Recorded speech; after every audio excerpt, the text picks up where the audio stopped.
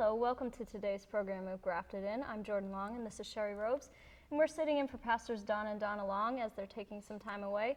We thought we'd come to you today and share with you some recent discoveries we've made that stem from my recent trip to Washington, D.C.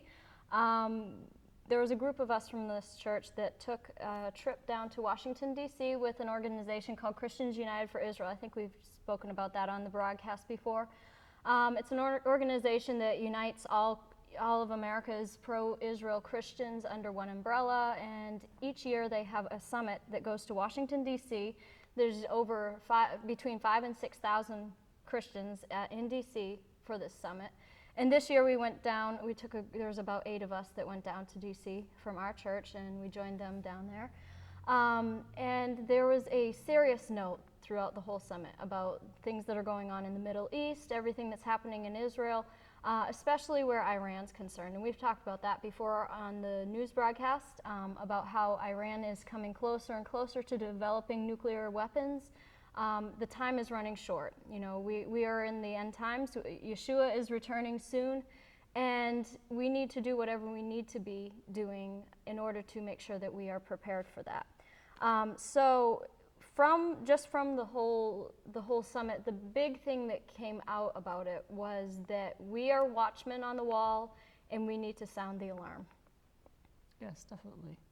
And that was something that was really, I wasn't at the trip on this past time to Washington, D.C., but it was something that is interesting how more and more people in the church body are coming out on the importance of being watchmen on the wall. Mm-hmm. And so, and for us to discuss first what it is to be a watchman, so right. People understand that that is something that's Bible. Right. It's something that Abba has said in his word, that I've called you to be watchmen on my wall. Mm-hmm. And I think everybody's aware of the scripture in Isaiah 62 that talks about being watchmen on the walls of Jerusalem. On your walls, O Jerusalem, I've set watchmen who shall not hold their peace day or night.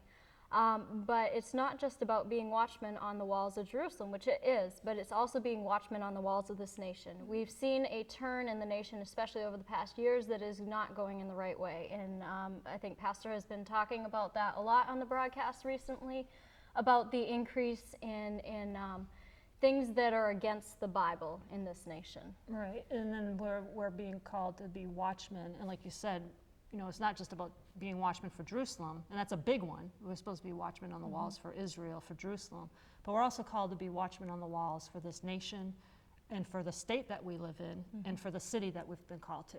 Right. So like us being here in Fitchburg, Massachusetts, we're called to be watchmen on the walls of this city of Fitchburg. Right. That's right. So we're going to start today by looking at Luke chapter 21, just to get a taste of what we are living in. We are living in the days of Bible prophecy. It's being lived out in front of us. You can open your newspapers every day and see things that it talks about in the Bible that let us know that we are in the end times. So we're going to start in Luke chapter 21 at verse 7, and I'm going to read verse 7 through 11. And they asked him, "Teacher, when will this happen? And what will the sign there be when this is about to occur?"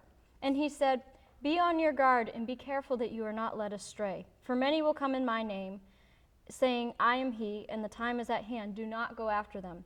And when you hear of wars and insurrections, disturbances, disorder, and confusion, do not become alarmed and panic-stricken and terrified. For all this must take place first, but the end will not come immediately." Then he told them, "Nation will rise against nation, and kingdom against kingdom. There will be mighty and violent earthquakes, and in various places famines and pestilences, plagues, malignant and contagious or infectious epidemic diseases which are deadly and devastating. And there will be sights of terror and great signs from heaven."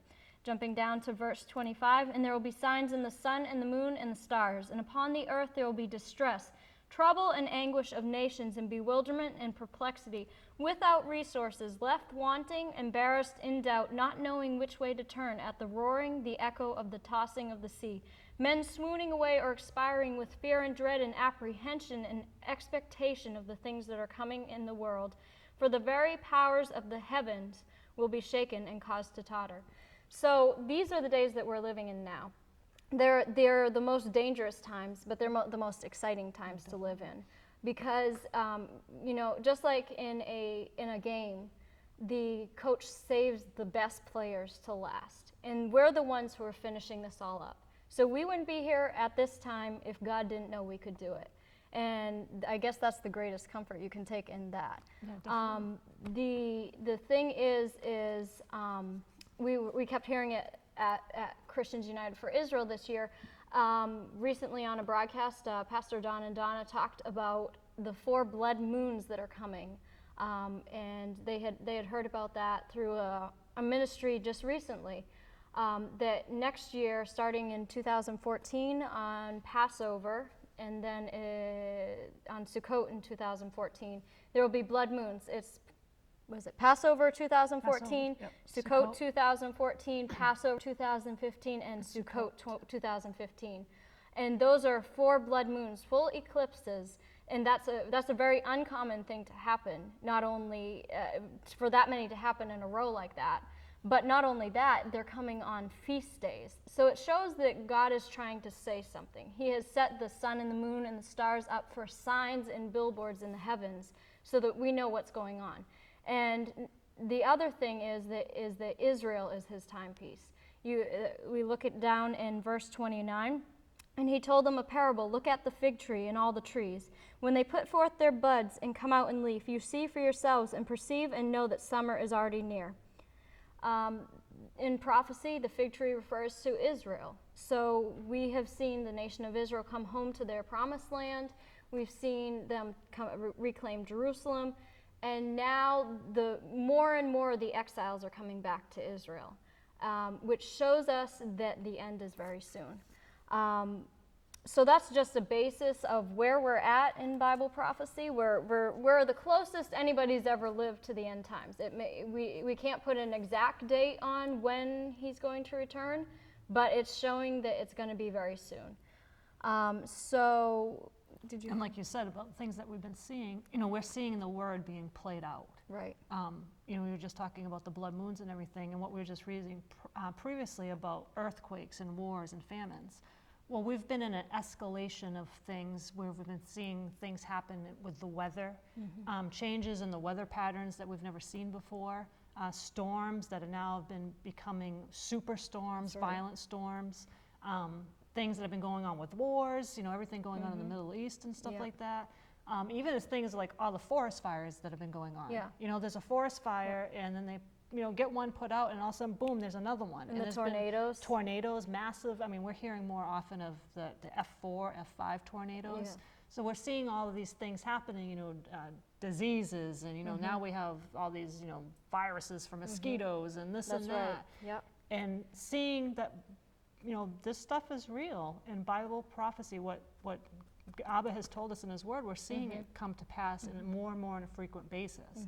And then reading and seeing what's coming up with the blood moons in the next couple of years, 2014 and 2015. Yep, and also it's interesting to see the alignment of nations and how this nation and this nation, who have been enemies throughout history, suddenly come together and unite against Israel or against anything we believe in. And you open to Ezekiel and it talks about that. Sometimes it's enough that it makes the hair stand up on the back of your head, really, when you see it and you see how Bible prophecy, we are living in a time like no other of Bible prophecy being lived out in front of us. And the exciting part is that we've been born for such a time as this. Right. That's right. We're the end time army, and we've been born for this time. And it's, even though on the things in the world it's going to get worse and worse, for us it's exciting. Right. And more glorious, like you said earlier. Right. Because we're meant to be the ones who have the answer, who know what to do when the world's shaking out there. They're supposed to be able to run to us, and we have the answers because we know in whom we believe.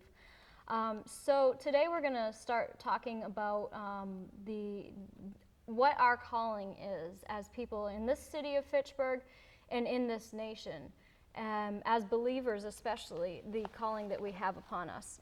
So we're going to turn over to Ezekiel chapter 33, and Sherry, you can read that for us. Sure. Ezekiel 33. Ezekiel 33.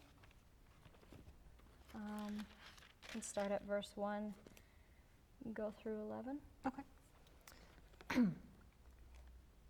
And the word of the Lord came to me, saying, Son of man, speak to your people, the Israelites captive in Babylon, and say to them, When I bring the sword upon a land, and the people of the land take a man from among them, and make him their watchman, if when he sees the sword coming upon the land, he blows the trumpet and warns the people, then whoever hears the sound of the trumpet and does not take warning, and the sword comes and takes him away, his blood shall be upon his own head.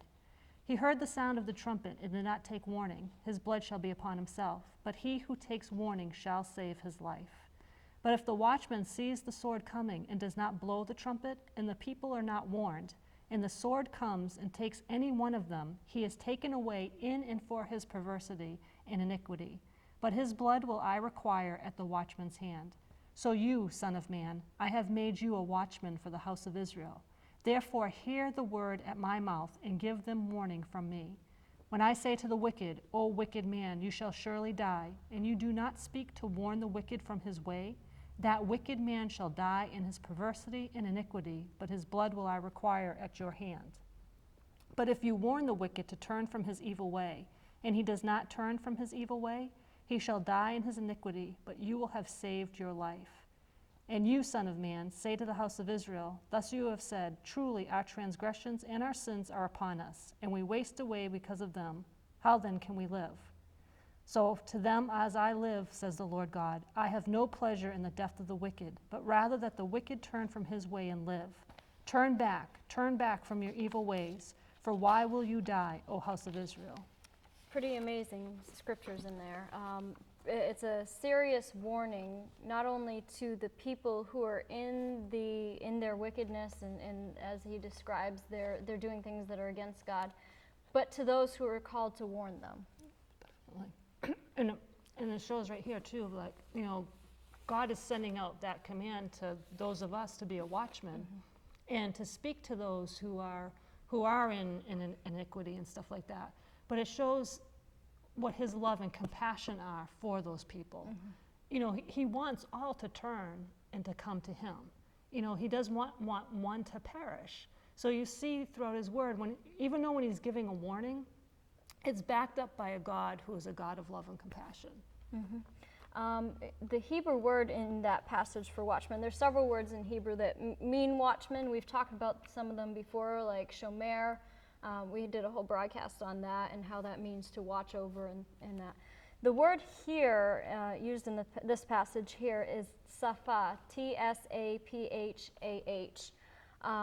It means to lean forward, to peer into the distance, to observe, to await, or to look up. So it's the word used for seer, a person who is a seer. That's most likely, usually translated prophet in our translations. But it shows that those who see something, they have an obligation to say what they see. We can't just sit, if we see something coming, we can't just sit here and think, oh, I see that coming, but not do anything to warn people. Exactly. That's the whole thing, is like when we see something that's wrong and we don't say anything and we know it's wrong, we're doing wrong also. And we know the whole thing where two wrongs don't make a right.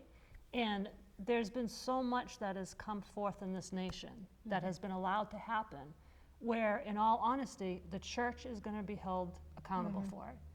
For every homosexual marriage that has taken place, for every baby that has been aborted, and in other words, every baby that has been killed, because that's what it is, the blood of those babies, they're on the church's head. That's right.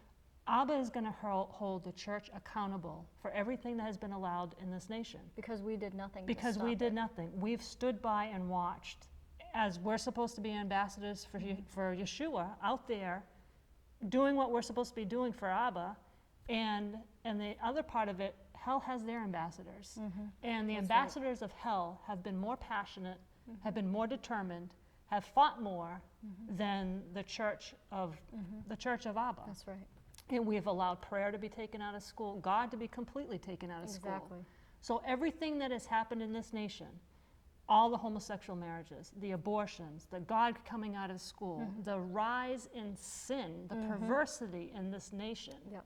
that is just, it's downright bad. It's an abomination. Right. And the church is responsible Right. because we were not bold enough, we were not strong enough to be the ones that we've been called to be and stand up and fight back against the enemy.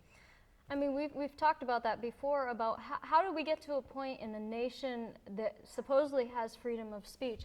How do we get to a point where a valedictorian cannot make reference to God in their speeches? They can't give glory to him. They can't say that what they did was because of him. How did we get to that point in this nation? Because we weren't willing to stand up and fight for what we believed in. We were people that put our heads in the sand. And whereas God has called us to be people to draw our line in the sand and step over onto the right side and boldly show whose side we're on. And if you're going to boldly show that you're on the side of God, you're going to do what you're supposed to do to fight for his ways. That's right. And, you see, all the homosexuals out there fighting for their rights for marriage. They're out there and they fight till the end. That's right. And even if they may get shot down for a second, they don't give up. No. They don't go cowering away, oh No. my, well, we just got blasted out of that one, we might as well give up. Right. They are passionate. They keep going at it. They don't quit until they get what they want. That's right. They don't quit till they get the evil past.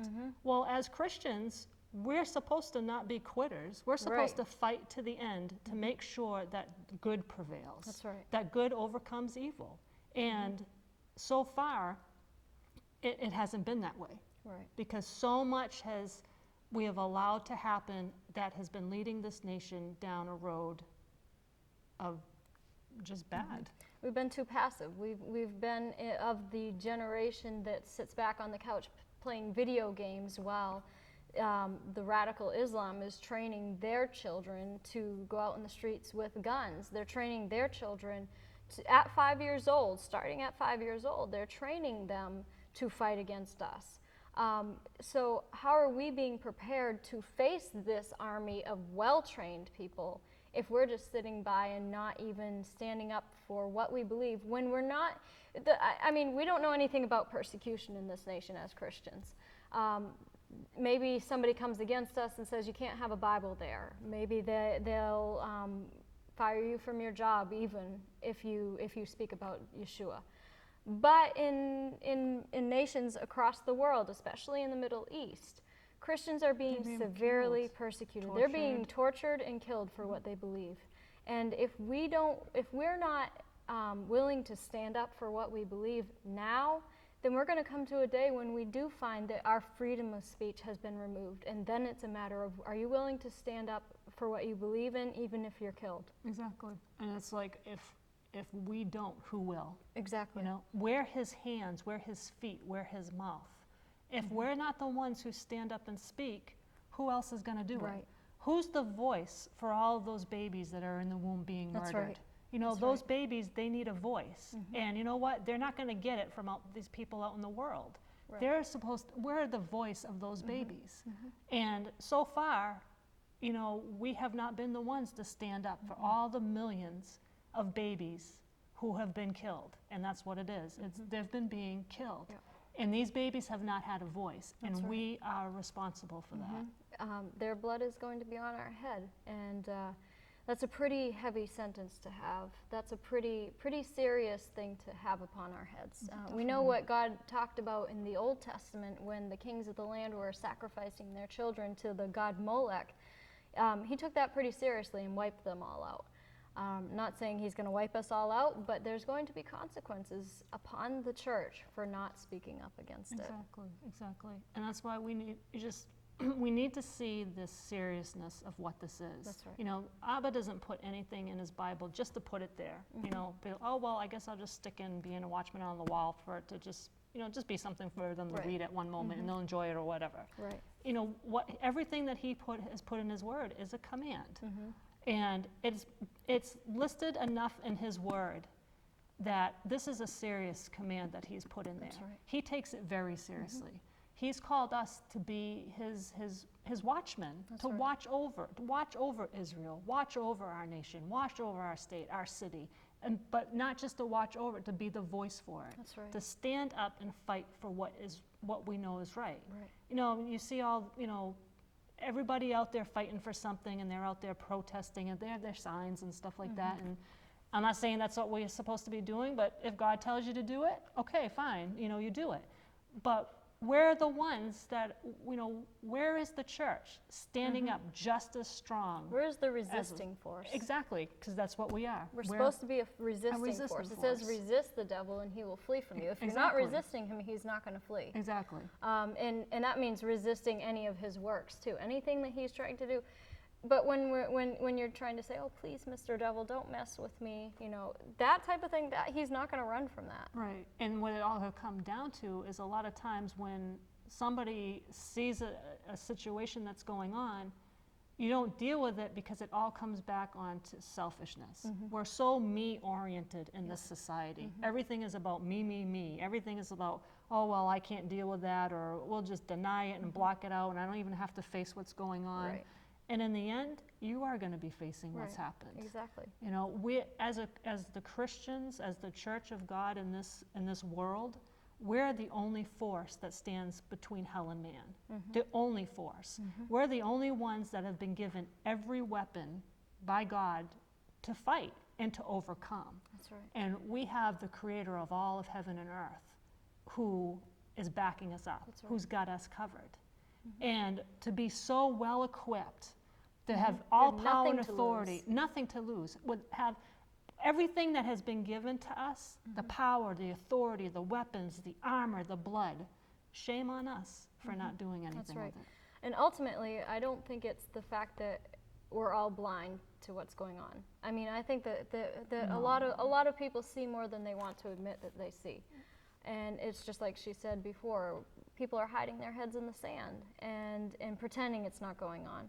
But ultimately, people will be judged by what light they knew. And if you know something, if you know to do right and you don't do it, to you that's sin. It may not be what she sees, it may not be what I see, but it's each according to what you know.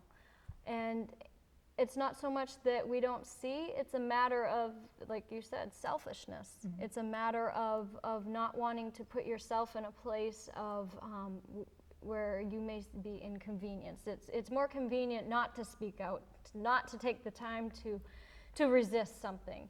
It's more convenient in our busy schedules to just go about our daily walk thinking everything's going to be okay in the end. But if we're really the believers that we are called to be, who we call ourselves Christians, which means little Christs, Yeshua wasn't a coward. He wasn't one who backed down to people. Definitely not. And he was willing to put himself out there and put himself in a place where his neck was on the line, basically, for what he believed. Right. And if we're to be imitating him, we need to be able to put ourselves in that same place. Exactly, right. And a lot of it comes down to also, fear. People get afraid to say something. If something happens, and instead of standing up for what they believe in. Because they might look bad. Exactly. Oh, I might lose my job if my boss hears me praying. I might lose this if something happens, And it comes down to fear. Well, it's like, if you're a mother and you have your baby with you and you're out somewhere and somebody is going to attack your baby, me as a mother, I know all that, by illustration only, if there was fear, all of that fear would be gone because I would be doing what it would take to protect my baby. That's right. Well, you know what? Back again to all the aborted babies. A lot of times people don't step in, like I said, because of fear. Well, those aborted babies, they need somebody to step in and protect them. The babies That's right. they need somebody to stand and protect them. And if I, as a mother, am going to fight against somebody coming back against my baby, well, you know what? I'm going to consider all babies my baby. And if I see something happening, I'm going to stand forward and fight to protect that baby and protect this baby. It's our basic requirement as Christians, as believers. Throughout the scriptures, it talks about when you see your neighbor in trouble, when you see somebody else in trouble, you need to do something about it. Exactly. It's not just about, oh yeah, that person's going to walk off the cliff. you're not being a good Christian. You're not being a good person, first of all. I mean, it doesn't even take a Christian. If you're seeing somebody walking off the cliff, you should say something about it. And it may be uncomfortable. It may not be something they like to hear, but at least you've warned them. And that's what this whole scripture was talking about. It's not up to you whether they hear or not. It's not up to you whether they're going to receive what you say. It's not up to you whether they're going to even turn and follow it. But you've warned them. It's just like what Noah, with the whole story with Noah. Definitely. Noah preached for 120 years and never got one convert. He preached for 120 years and probably had many people mocking him, coming against him, criticizing him for, why are you building this boat in the middle of the wilderness? Because you think you heard God say something. But he kept moving on. He didn't let that discourage him. Exactly. He didn't let that get him distracted and say, oh, I can't do this anymore, God. People are coming against me. He kept focused. 120 years is a long time to stand. Very long. That's a long time to hold on to what you believe for. So, looking at the whole story, nobody turned. But we're glad that he stayed where he needed to be. If he hadn't held his ground, and if he hadn't kept building that boat, where would humanity be? So his actions affected the whole world. Exactly. Well, your actions you may not think affect the whole world, but it only takes one to change the tide. And if each person does their part, matched up together, we can turn the course of this nation.